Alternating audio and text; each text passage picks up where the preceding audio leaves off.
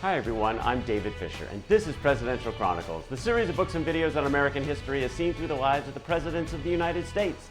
This episode is from the life of Franklin Roosevelt, and the focus is second term setbacks. The year is 1937, and for the first time, a president was going to be inaugurated on January the 20th, 6 months earlier than ever before, based on a constitutional amendment. Why? Well, the last changeover from Hoover to Roosevelt was so difficult, too long, let's shorten that up. New amendment in place, new day of inauguration. For Roosevelt, his campaign themes came forward in his inaugural address, really again showing he's going to fight for the common man. According to Roosevelt, the test of our progress is not whether we add more to the abundance of those who have much, it is whether we provide enough for those who have too little. And as far as Roosevelt was concerned, I see 1/3 of a nation, ill-housed, ill-clad, ill-nourished. The Depression was very much continuing, and he was going to continue to fight for both recovery and reform. Obstacles, though, are in place, and the biggest ones, as far as Roosevelt was concerned, coming from the Supreme Court. Beginning a couple of years before, all or parts of provisions of many of the New Deal pieces of legislation have been declared unconstitutional. The NRA, the AAA, the Farm Mortgage Act, the Railroad Retirement Act, all or parts of those had been shut down by the Supreme Court, and now there were cases pending on other legislation, the Social Security Act, the National Labor Relations Act. Roosevelt was concerned. When the NRA had been deemed unconstitutional again a couple of years before, Roosevelt spoke out. Does this decision mean that the United States government has no control over any national economic problem? We have been relegated to the horse and buggy definition of interstate commerce by this Supreme Court. Roosevelt felt he had the momentum. The people were behind him. He had a landslide victory in the recent election. People wanted him to be bold. He decided to go after the Supreme Court. Now, he knew this was going to be politically perilous, and so he did it basically in complete secrecy, working with just two of his aides, the Attorney General Homer Cummings and the Solicitor General Stanley Reed. And the three of them kind of by themselves had worked for weeks. What could they do about the court? They considered constitutional amendments. They considered legislation. They considered executive orders. Well, February the 5th, just a couple of weeks into the second term, Roosevelt came out with a surprise, and he had back-to-back meetings that morning with his cabinet, with the press, and eventually sent over proposed legislation to Capitol Hill, essentially to pack the court. The idea for Roosevelt was to add one new justice for every federal judge that was out there, including those on the Supreme Court, who were over the age of 70 and had been in their position for at least 10 years. The reason, according to Roosevelt, efficiency. The courts were backed up. They needed more capacity. But when he spoke to the public, when he spoke to the people in a fireside chat, he got into a little bit more about what this was all about. Roosevelt said, "Our difficulty with the court today rises not from the court as an institution, but from the human beings within it. But we cannot yield our constitutional destiny to the personal judgment of a few men who, being fearful of the future, would deny us the necessary means of dealing with the present. The nation must save the Constitution from the court and the court from itself." It was time to make a change. The reaction to Roosevelt's plan was instantaneous, it was uniform, and overwhelmingly negative. The press absolutely pounced on Roosevelt, this dictatorial move to attack another branch of government. Well, William Allen White was one of those who said, surely Mr. Roosevelt's mandate was to function as the president and not the Führer. Mark Sullivan wrote, "We are going down the road to fascism as a result of this recommendation." In this case, the rival Republicans could actually kind of sit back and watch, because it was the Democrats who took the lead in going after this dictatorial move, this power grab by the President of the United States. In the lead of the opposition in this case was the Democrat, a senator, Burt Wheeler from Montana, who even gave voice to the court itself. Charles Evans Hughes, fighting for his institution, wrote out a 7-page letter that was read by Wheeler at a congressional hearing. In this letter, the Chief Justice wrote that laws have been poorly drafted, briefs poorly written, arguments poorly presented. It's not our fault we're declaring these things unconstitutional. Congress, the president, you guys are at fault. You gave us bad stuff to deal with. And by the way, he also added a whole bunch of data to refute this notion that there was any big backlog going on. In fact, if you were adding judges, that was actually going to create more time, make things less efficient. This was all nonsense, according to the Chief Justice Charles Evans Hughes, as well as senators like Burt Wheeler. For Franklin Roosevelt, he persisted. Speeches, fireside chats, press briefings continued to make his case when all of a sudden, in the midst of all of this, the world kind of changed thanks to Justice Owen Roberts. He flipped from against these New Deal legislation to being in favor of it. The key catalytic change, West Coast Hotel v. Parrish, a 5-4 decision now in the majority to approve a minimum wage law for women. This was important because the case was almost identical to a case from the previous year in the state of New York, in which the vote was 5-4 against the legislation and declaring it unconstitutional. But Owen Roberts flipped, and that led to a series of 5-4 decisions in favor of New Deal legislation. It seemed like the court challenge was kind of a thing of the past. And then at the end of that term, Willis van Devanter, one of the more conservative justices, retired after 25 years on the court, opened up the first of 8 appointments for Roosevelt. He was going to be able to remake the court really without any legislation, but he wasn't stopping. He still wanted his court plan. He still decided to press for this. And eventually it led to a formal rebuke by the Senate Judiciary Committee that had been looking at the legislation. A strong statement that said, "We recommend the rejection of this bill as a needless, futile, and utterly dangerous abandonment of constitutional principle. It would subjugate the courts to the will of Congress and the president, and thereby destroy the independence of the judiciary, the only certain shield of individual rights. Its ultimate operation would be to make this government one of men rather than one of law. It is a measure which should be so emphatically rejected that its parallel will never again be presented to the free representatives of the free people of America." Well, they held a vote on this and the following month, and in fact the Senate roundly rejected Roosevelt's plan. 70-20 was against his pack the court issue. The court was not the problem, but the relationships would get worse with Congress, because again, the court was moving in his direction all on its own, but all of this had really soured relationships with the court, and again, that was about to suffer again because Roosevelt continued to engage in other people's matters. As far as the Senate was concerned, they had to pick a new majority leader. He wanted Alben Barkley. The other man in contention, Pat Harrison. Well, Roosevelt was lobbying on this one, and sure enough, Barkley got the job by 1 vote, but again, it really alienated a lot of the senators, including those in his own party, who said, "Mr. President, this is not your business. You should have stayed out of this one." And then there was a piece of controversial legislation, anti-lynching legislation that came forward. Since Roosevelt had become president, there have been 83 documented lynchings in the South in his presidency. But this was not a federal crime, and many of the states were continuing to ignore it, as they had since before the Civil War.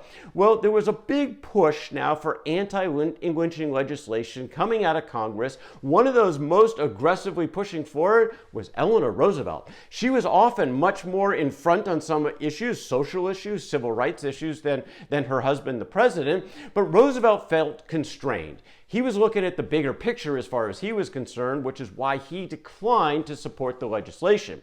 He told the leader of the NAACP, Walter White, "I did not choose the tools with which I must work. Had I been permitted to choose them, I would have selected quite different ones.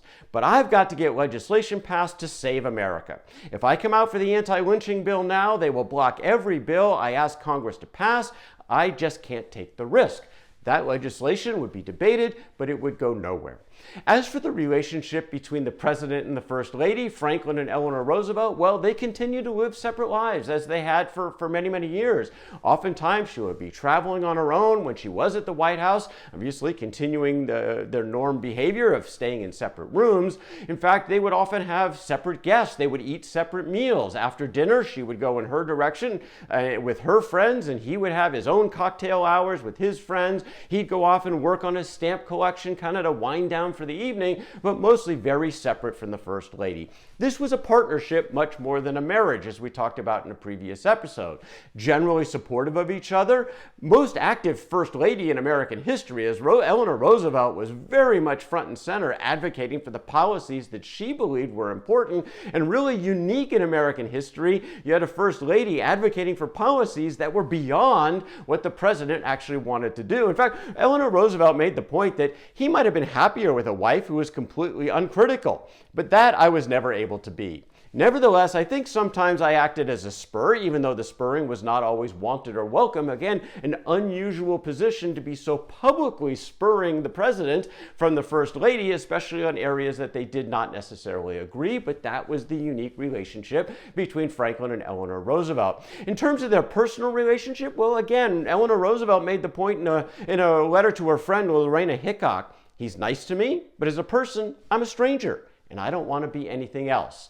Husband and wife, president and first lady, but very separate lives for Eleanor and Franklin Roosevelt.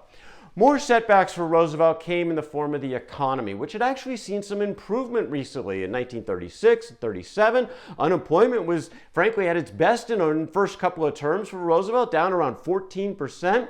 It was still pretty high, but in 1937, Roosevelt decided, well, it's time to make some changes in his policies. He wanted the public sector really to start to take over. He wanted a balanced budget, so he decided to cut federal spending. He decided to cut the WPA budget by 50%, wind down the PWA.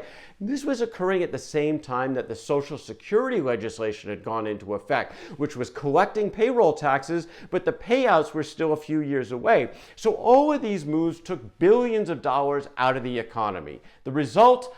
Crash. Back to almost where they were before. In 1938, the Dow Jones fell, production fell, capital investment fell, gold started flowing out of banks and out of the country, and unemployment once again soared as Roosevelt had taken federal money out of the economy. In the last quarter of 1937, 2 million people laid off. The first quarter of 1938, another 2 million people now out of work.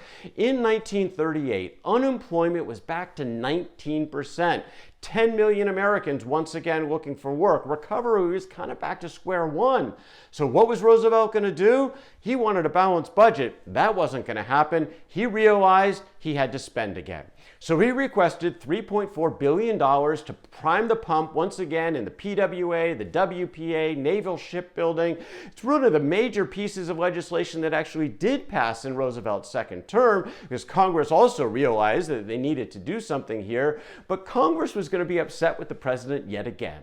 This time heading into the midterm elections of 1938. Roosevelt again wasn't happy with Congress, particularly some of those that he deemed disloyal in his own party. They weren't supporting him enough, so he decided to go after some of those incumbents in the primaries leading up to the 1938 midterms. Roosevelt said, as the head of the Democratic Party, I feel I have every right to speak in those few instances where there may be a clear issue between candidates for a Democratic nomination involving these principles or involving a clear use of my own name. Well, he set his targets. 10 senators, 3 congressmen. He was going to go campaign and did campaign aggressively against these folks. And very unusual for a president against incumbents in his own party. And frankly, it didn't go very well. Only one of his targets actually lost the primary. That was a congressman in New York, John O'Connor. The rest actually all won primaries, but then it was a really bad year for the Democrats in the midterms themselves. They lost 81 seats in the House. They lost 8 seats in the Senate. They lost 13 governorships. This was not a good time for Roosevelt and his Democrats, nor for the New Deal. The relationships with Congress really soured at this point. There hadn't been much passed already in the second term. There would be very little legislation that would pass here in the balance of the second term, as the New Deal really kind of wound down, in part because of what was going on in Europe, and we'll talk about that, of course, in the next episode. But if we take a look back at the New Deal over the course of Roosevelt's first 2 terms, we can take a look at where was it successful, where was it not? And for one of those, let's get a reflection from Ray Moley, who's now estranged from Roosevelt, but still, as one of the architects of the New Deal, he does have a perspective that's perhaps worth listening to. According to Moley, there will remain, after Roosevelt has left office, a vastly changed philosophy of business enterprise, an improvement in the methods of social welfare activities. These gains are incontestable, but it is difficult to reconciling them with what they have cost.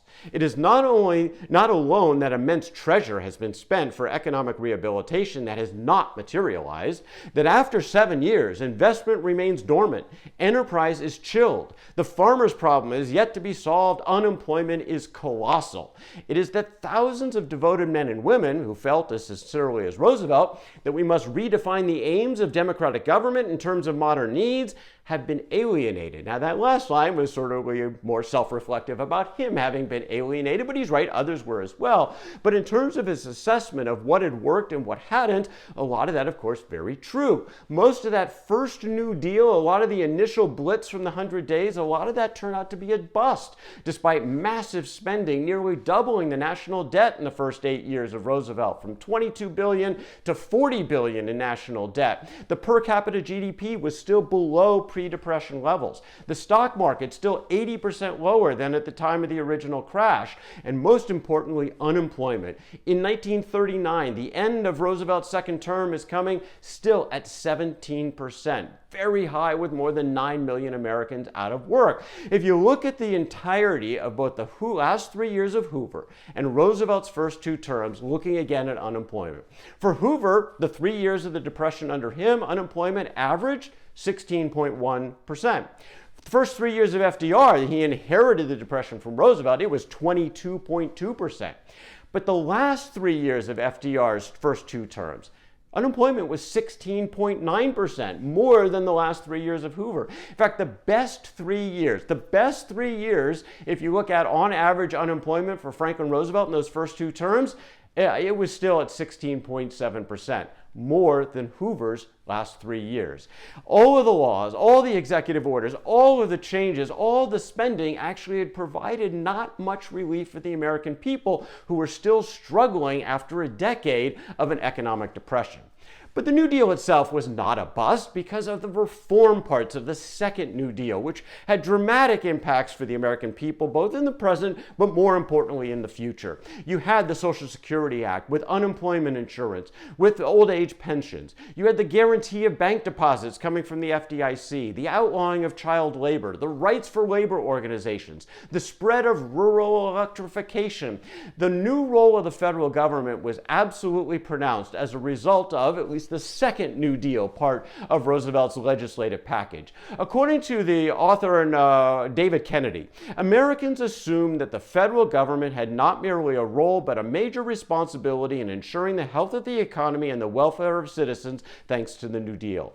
That simple but momentous shift in perception was the newest thing in all the New Deal, and the most consequential too. That's where the biggest impact was, in the future in particular. There were real setbacks for Roosevelt in his second term. It exposed the strengths and weaknesses of the New Deal, but also showed again those long-term benefits. But the New Deal did not end the Great Depression. World War II ended the Great Depression. That's the story for another day. That's Franklin Roosevelt and second term setbacks from the life of Franklin Roosevelt. For more presidential chronicles, check out my books on Amazon.com, and don't forget to subscribe to my YouTube channel. Until next time, I'm David Fisher, and this is Presidential Chronicles.